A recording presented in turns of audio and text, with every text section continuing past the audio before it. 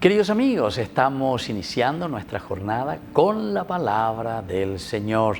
Este día Yahuerujina, con esta fiesta tan importante de San Juan, apóstol y evangelista.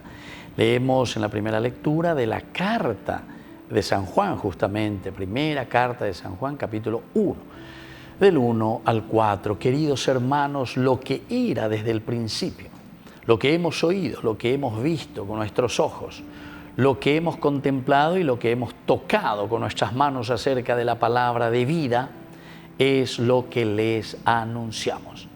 Porque la vida se hizo visible y nosotros la vimos y somos testigos. Y les anunciamos la vida eterna que existía junto al Padre y que se nos ha manifestado. Lo que hemos visto y oído, se lo anunciamos también a ustedes, para que vivan en comunión con nosotros. Y nuestra comunión es con el Padre y con su Hijo Jesucristo. Escribimos esto para que nuestra alegría sea completa. Queridos amigos, aquí el testimonio sobre la vida no es una simple experiencia entonces espiritual, lleva. Es simplemente algo que nosotros dejamos en lo abstracto, porque estamos en la cristiana y no sé cuápa hoy, Vos veces ya visitaste alguna familia. Ahora ya había la misa, ya debe ñamba apola, ya de comunidad, ya de capilla, bate cobe. No, va y ya ve cero, ya de sei guapa hoy.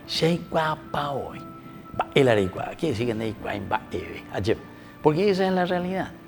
Porque nuestra experiencia espiritual no es una experiencia abstracta, no es una experiencia que queda ya en el se hay guapa hoy, sino que es un conocimiento que, fruto de un razonamiento, nos lleva a la acción.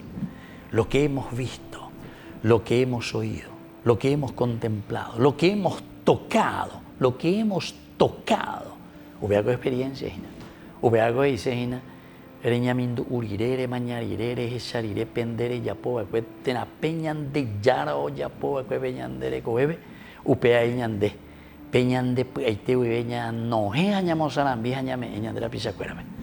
Vamos a pedir esta gracia, queridos hermanos. Qué maravilla. Estamos en este viernes 27. Estamos casi concluyendo también nuestro año civil.